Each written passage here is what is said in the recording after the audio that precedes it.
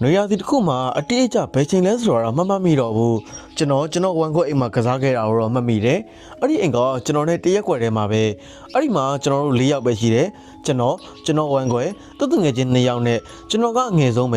အိမ်ကနှစ်ထပ်ဖြစ်တဲ့အတွက်ကျွန်တော်တို့ဖုံးခွဲကစားရတာကိုသဘောကျတယ်ပြီးတော့ကာတွန်းကြည့်ဖို့ပြောင်းလိုက်တယ်ပိုက်ဆာလာတဲ့အထိပေါ့ပိုက်ဆာလာတော့အောက်ထပ်ကိုဆင်းပြီးစားစရာရှိမရှိစစ်ကြည့်တယ်ဒါပေမဲ့အိမ်မှာစားစရာဘာမှမရှိဘူးဒါနဲ့ကျွန်တော်တို့ဖလက်ပိုင်းမှာနာမည်ကြီးတဲ့ဟာလိုဟာဆိုတဲ့အချိုပွဲကိုရက်ကွက်အပြင်ကဆိုင်မှာဝယ်ဖို့အဆုံးဖြတ်လိုက်တယ်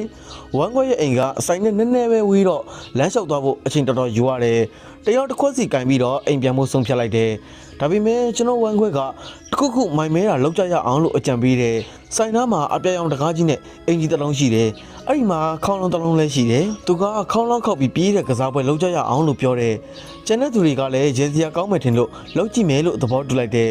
လမ်းဘေးမှာလမ်းချင်းလေးတစ်ခုရှိတာနဲ့ကျွန်တော်ကအဲ့ဒီမှာပုံနေပြီးအကြီးတန်း3ယောက်ကခေါင်းလောင်းခောက်ပြီးပြေးကြတယ်သူတို့ကခေါင်းလောင်းကို2ခါခောက်တယ်ဘသူမှတကားမဖွင့်ဘူးတတိယအကြိမ်မှာဝပြီးတော့စပင်းမရှိတဲ့လူကြီးတစ်ယောက်ထွက်လာတယ်သူကအင်ကြီးမပါပဲမျက်မှန်တက်ထားပြီးအနှိမ့်အောင်ဘောင်းမီတုံနဲ့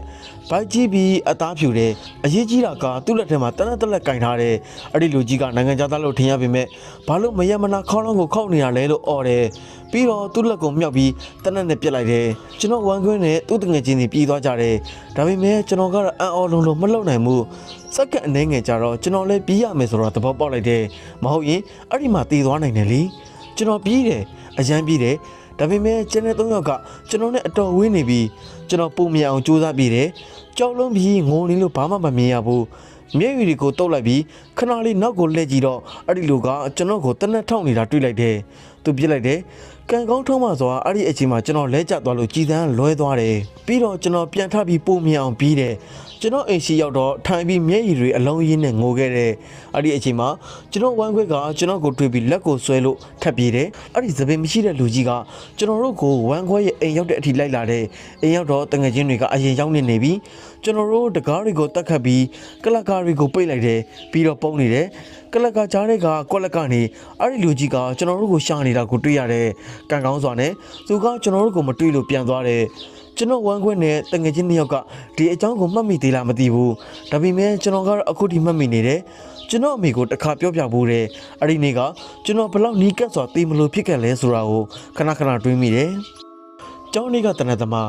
ဒီဖြစ်ရကိုတိတ်မမှတ်မိတော့ပြီမဲ့ကျွန်တော်အကောင်းဆုံးရှင်းပြဖို့ကြိုးစားပါမယ်ကျွန်တော်နာမည်က Christopher ပါအဲ့ဒီအချိန်တုန်းကကျွန်တော်ကအလဲတန်းကျောင်းသားမမှတ်မိရင်တောင်2022ခုနှစ်နွေရာသီကျောင်းဝင်းရမတိုင်ခင်2လလောက်အလုံးမှာဖြစ်မယ်ထင်တယ်ကျွန်တော်ကျောင်းက2ထပ်ဖြစ်ပြီးဓာတ်လီကတချို့ရှိတယ်ဓာတ်လီကဝန်ထမ်းတွေအတက်ပဲဖြစ်ပေမဲ့ကျောင်းသားတချို့ကိုတုံးခွင့်ပေးထားတယ်ကျွန်တော်အတန်းဖော်တွေကအများစုကပြဿနာဖြစ်စီတာကိုပဲသဘောကျတယ်ရန်ဖြစ်တာ social media မှာလူပြက်ကြီးဖြစ်ဖို့အိမ်သားတွေကိုဖျက်ဆီးတာတခြားကျောင်းသားတွေကိုအနိုင်ကျင့်တာမျိုးတွေကျွန်တော်ကတော့အဲ့လိုကျောင်းသားမျိုးမဟုတ်ဘူးကျွန်တော်ကဂီယူဆိုင်တတ်တယ်ကျင်နာတတ်တယ်အခုထိလည်းအဲ့လိုပါပဲဒါပေမဲ့ဒီအကြောင်းကိုရင်းနေတာကအဲ့ဒီအတွက်မဟုတ်ပါဘူးဖြစ်တဲ့နေ့မှာကျွန်တော်ကဒုတိယအချိန်သင်္ချာသင်တန်းထဲမှာထိုင်နေတဲ့တာမန်နေတဲ့နေ့ပဲပြင်းစရာကောင်းတဲ့သင်္ချာသင်ခန်းစာတွေကိုနားထောင်ရေးညီမြချင်းတွေဖြည့်ရှင်းရတာကျွန်တော်ကစိတ်ဝင်စားဘူးရုတ်တရက် Intercom speaker ကအတန်ထွက်လာတယ်ကျွန်တော်ထင်တာကရုံးကထုတ်ပြန်ကြေညာချက်မျိုးဖြစ်မယ်ဒါပေမဲ့အဲ့လိုမဟုတ်ဘူးစပီကာကတစ်ဆင့်ပြောနေတဲ့ရုံးကအမျိုးသမီးရဲ့အတန်ကထိတ်လန့်နေတယ်လို့ပဲ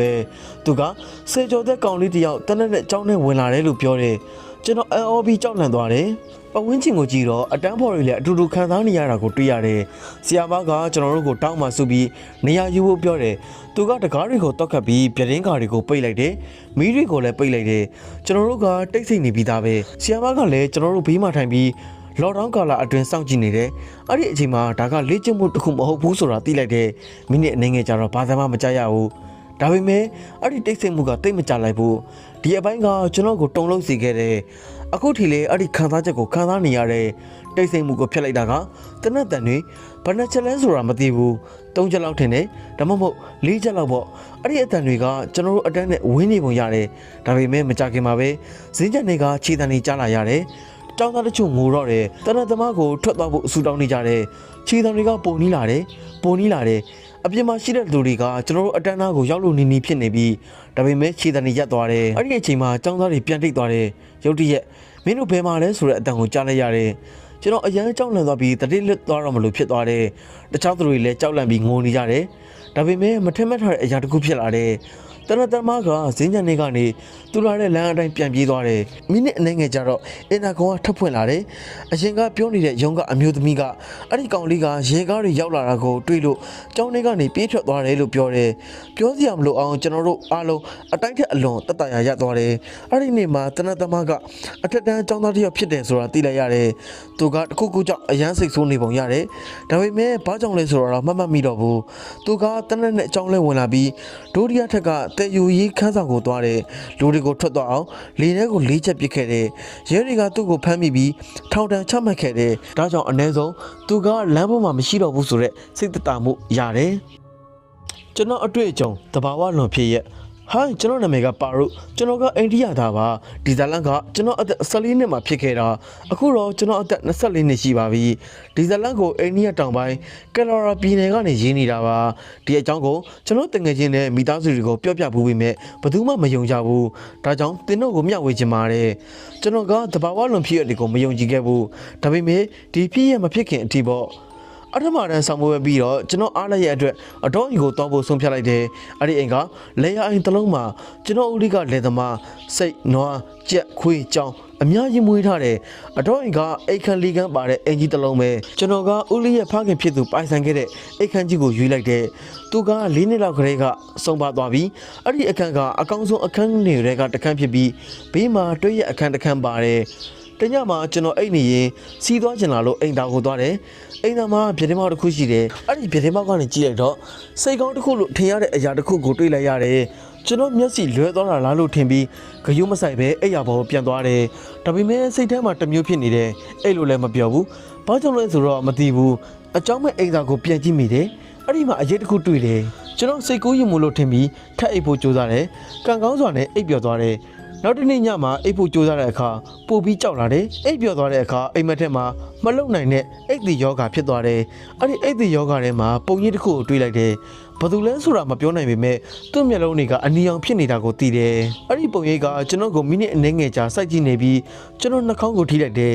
သူထိလိုက်တဲ့အခါအယမ်းနာသွားတယ်ကျွန်တော်ငိုပြီးအိတ်တီယောဂါကနေနိုးဖို့ကြိုးစားတယ်